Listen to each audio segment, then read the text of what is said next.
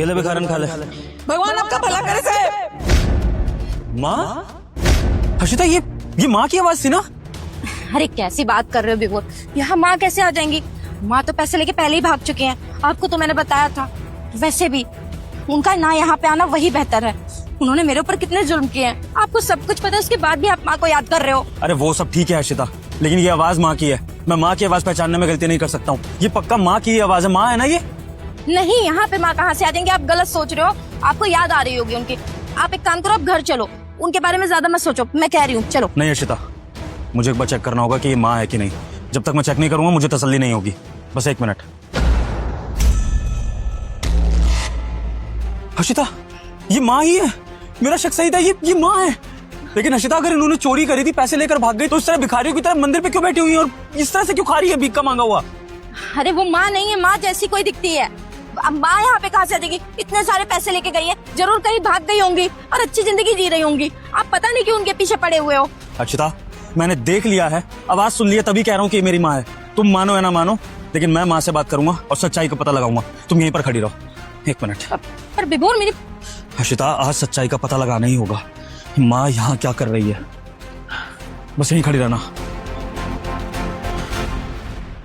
नहीं, मैं अपना खाना किसी को नहीं दूंगी।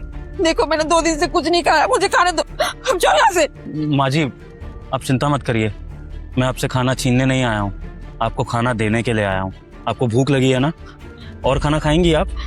हाँ, मुझे खाना दे दो। मैंने 2 दिन से कुछ नहीं खाया, मुझे बहुत भूख लगी है। माँ जी, आप जितना कहेंगी मैं आपको उतना खाना ला कर दूंगा, भर पेट खिलाऊंगा, लेकिन उसके लिए आपको मेरी एक शर्त माननी होगी। शर्त? कैसी शर्त? मैं आपसे जो सवाल पूछूंगा आप उसका मुझे ठीक ठीक जवाब देंगी, और अगर आपने सारे सवालों का ठीक ठीक जवाब दिया तो मैं आपको भर पेट खाना खिलाऊंगा। देंगी मेरे सवालों का जवाब? हाँ हाँ, पूछो क्या पूछना है, पर मुझे खाना खिलाना।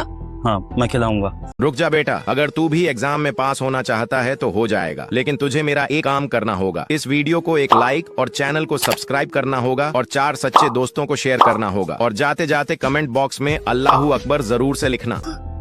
ये बताइए कि आप इस तरह से ये भिखारियों की तरह मंदिर में क्यों बैठी हैं?